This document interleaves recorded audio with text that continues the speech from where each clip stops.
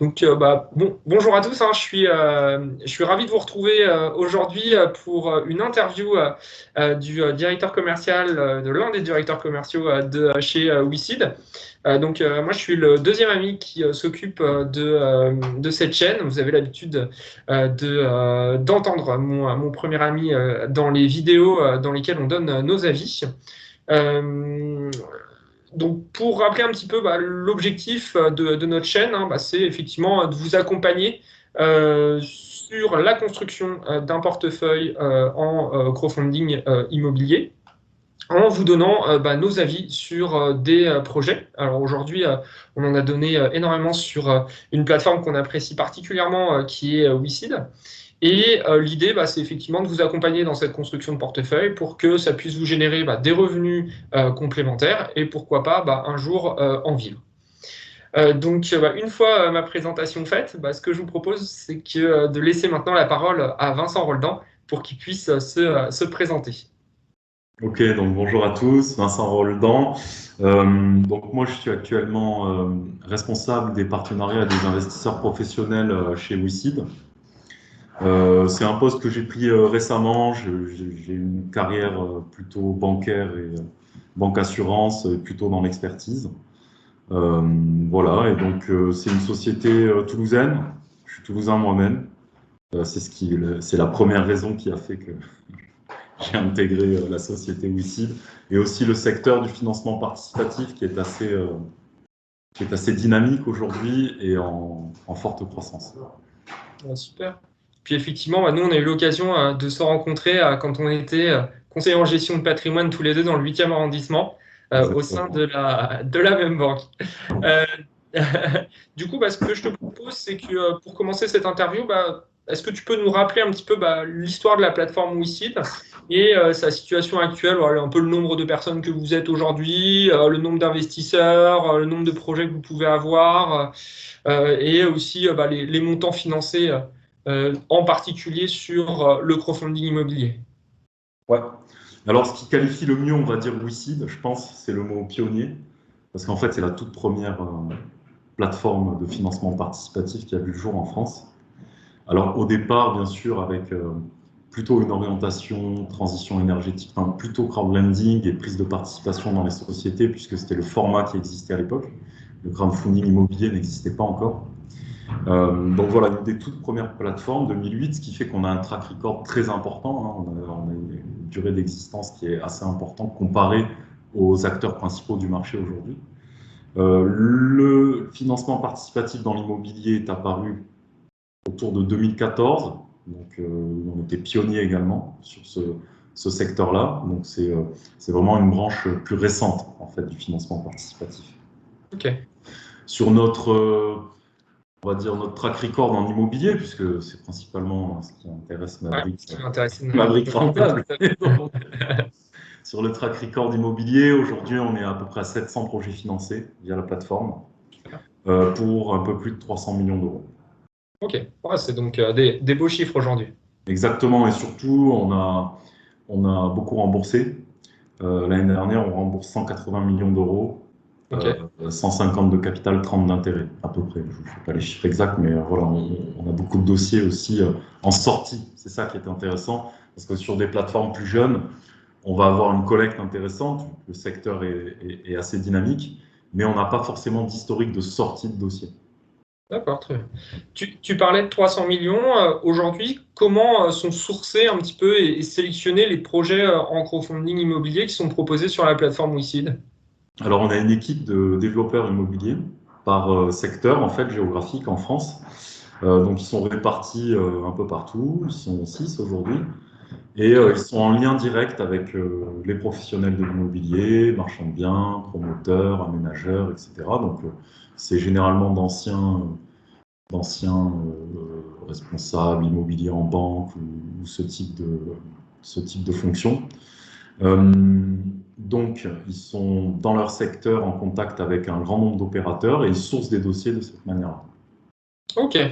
Il y a peut-être aussi des promoteurs qui viennent vous solliciter en direct? Bien sûr, bien sûr. Donc aujourd'hui, on a un peu plus aussi de sollicitations directes, mais c'est vraiment, on va dire que Le sourcing du projet passe vraiment d'une relation entre le développeur et un professionnel de l'immobilier. Donc même si le professionnel vient nous voir, en fait, ça va être peut-être par contact, par connaissance, mais ça va être vraiment un lien direct entre le professionnel de l'immobilier et le développeur concerné du secteur. Ok, bon, top, merci. Aujourd'hui, là, pour faire un petit retour sur 2022, c'était quoi à peu près le nombre de projets que vous avez levés et le montant des projets au global que vous avez pu présenter sur cette année? Et ça va être quoi à peu près votre ambition pour 2023? Alors, en 2022, on a levé 70 millions d'euros, Ok, euh, plus de 80% en ok. immobilier. Ouais, effectivement, c'est une Donc grosse. aujourd'hui, l'immobilier a vraiment pris le pas quoi, sur la collecte globale. Notre objectif, bien sûr, c'est la croissance.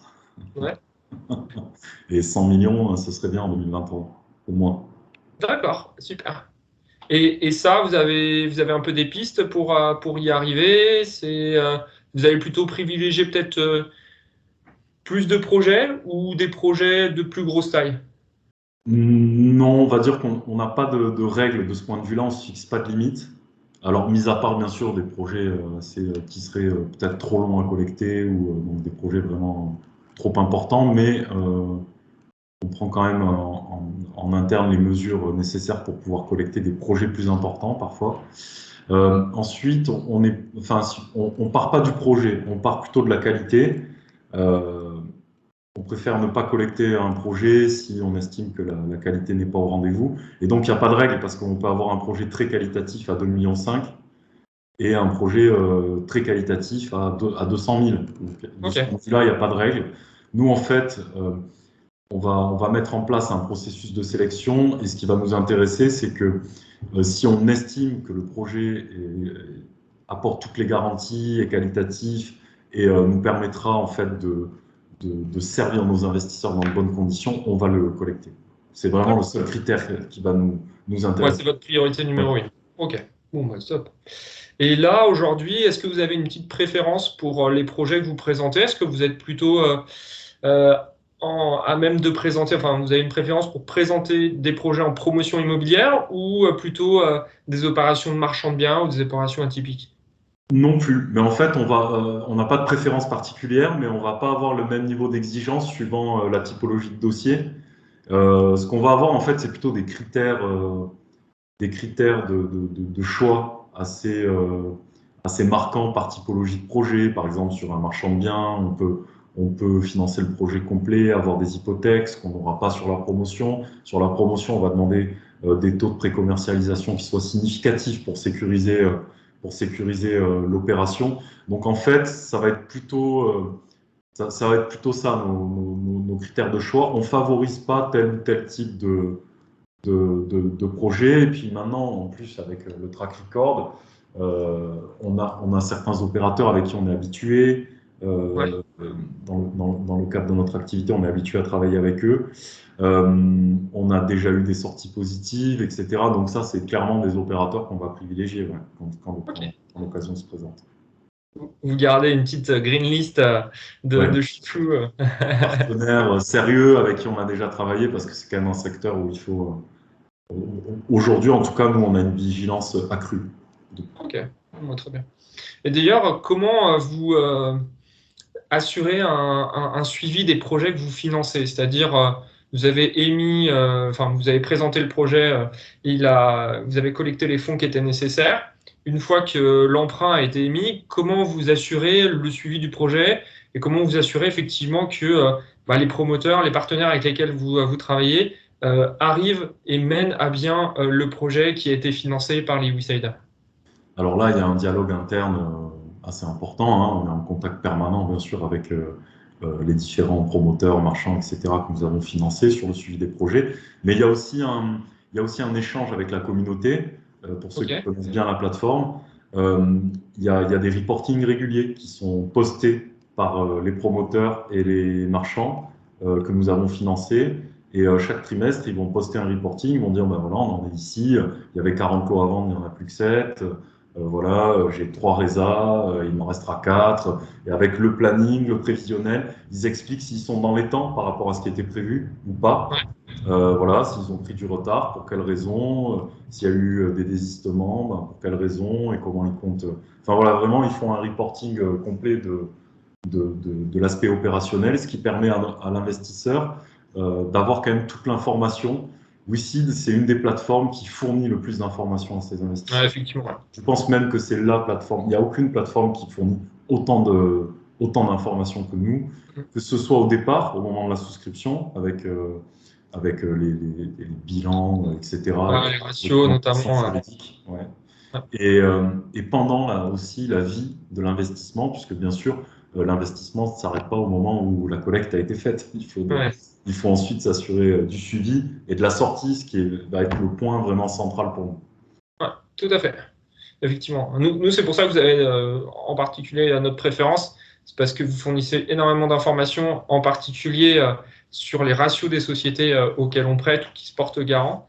Et ce qui n'est pas forcément le cas sur d'autres plateformes où parfois on n'a pas du tout d'informations ou une information, par exemple, sur une seule année de bilan comptable, alors que WeSeed, vous pouvez en proposer jusqu'à 3 voire 4 en fonction de ce que vous avez réussi à collecter auprès des partenaires.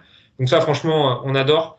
Et ça nous permet d'avoir une vraie analyse financière des sociétés à qui on prête.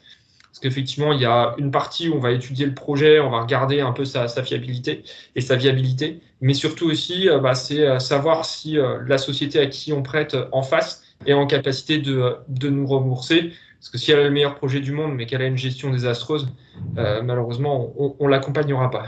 Ouais. Euh, C'est vraiment notre souhait. Notre souhait, c'est que l'investisseur puisse faire le choix le plus éclairé possible. C'est-à-dire qu'il ait vraiment des éléments qui lui permettent de prendre une décision. Euh, euh, en tout cas, en son âme et conscience, il aura pu faire une analyse complète. Il lui manquera pas de l'information pour faire ouais, l'analyse complète d'un projet.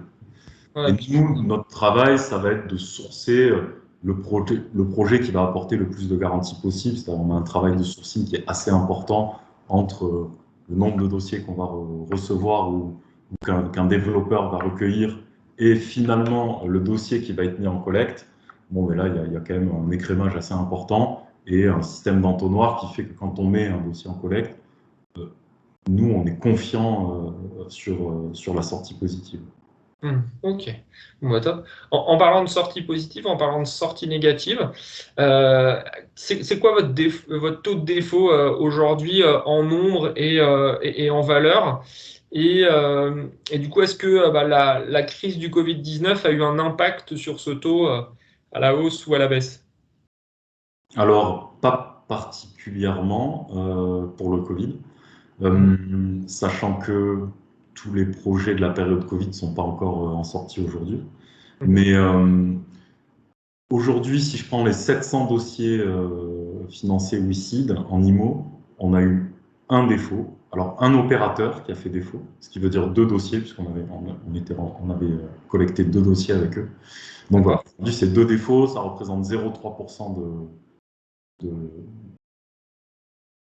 en nombre, d'accord, pas Ouais. en valeur.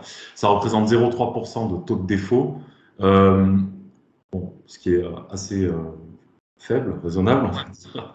Ouais, tout à fait. Et c'est plutôt un dossier ancien, donc c'est un dossier aussi, si vous voulez, toute la période de départ du crowdfunding immobilier, euh, il y a toute une construction de process qui s'est mise en place et c'était peut-être moins restrictif et moins performant qu'aujourd'hui. Donc déjà, c'était voilà.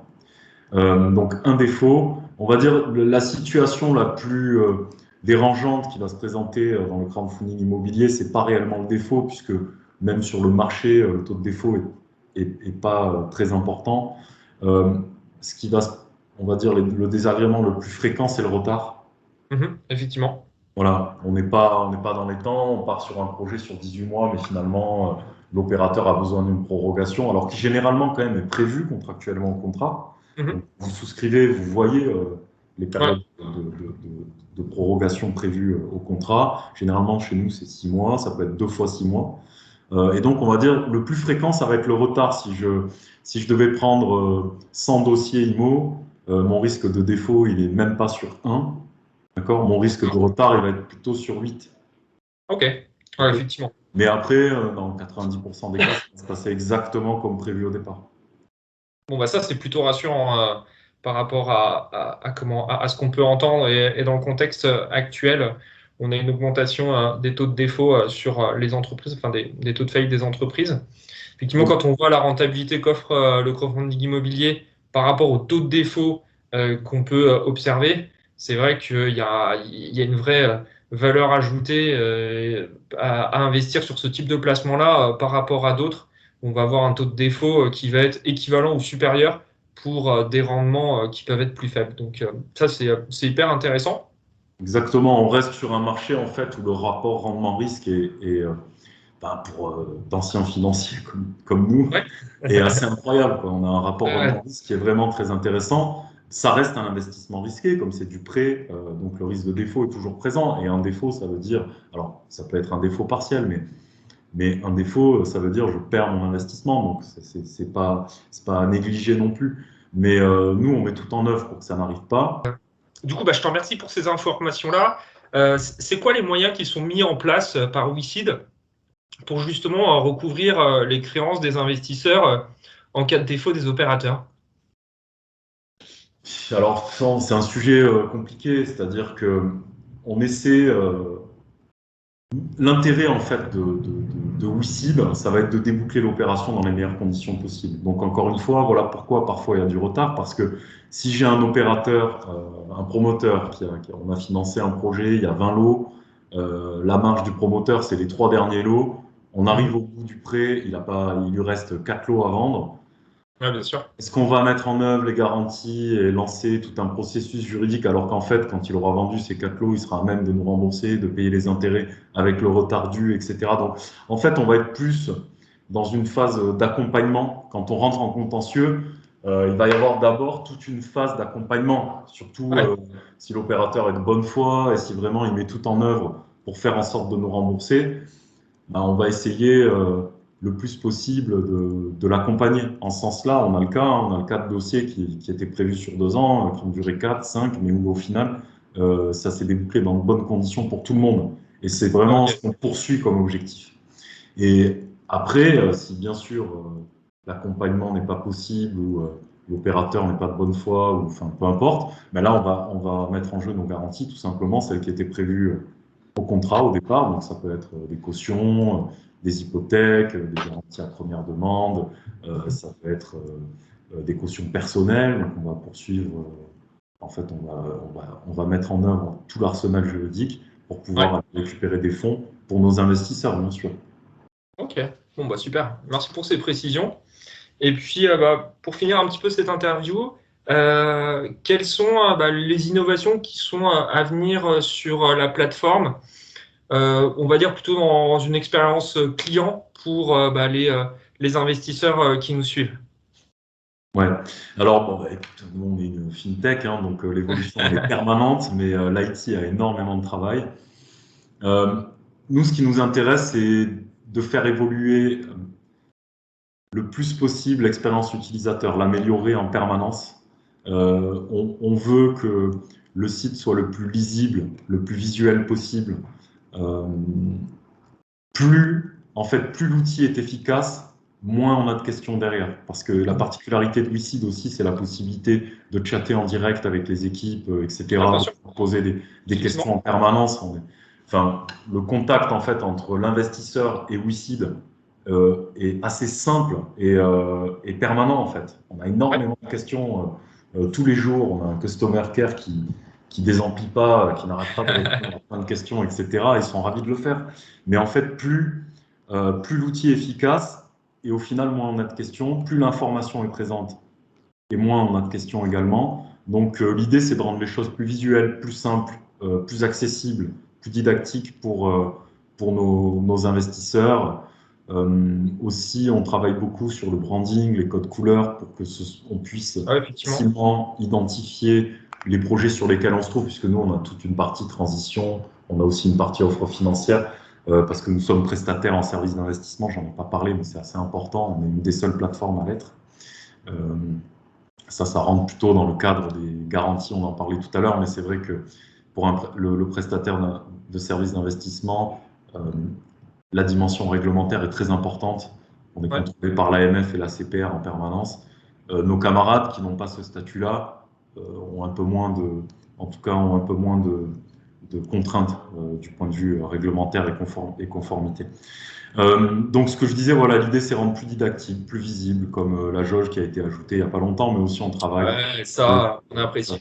On travaille aussi sur la vue portefeuille de nos clients, donc c'est quelque chose qu'on aimerait faire évoluer. Les codes couleurs qui vont évoluer, je pense, avant la fin de l'année, où on aura vraiment quelque chose de plus visuel. Aussi, organiser l'offre peut-être davantage pour avoir quelque chose de bien séparé.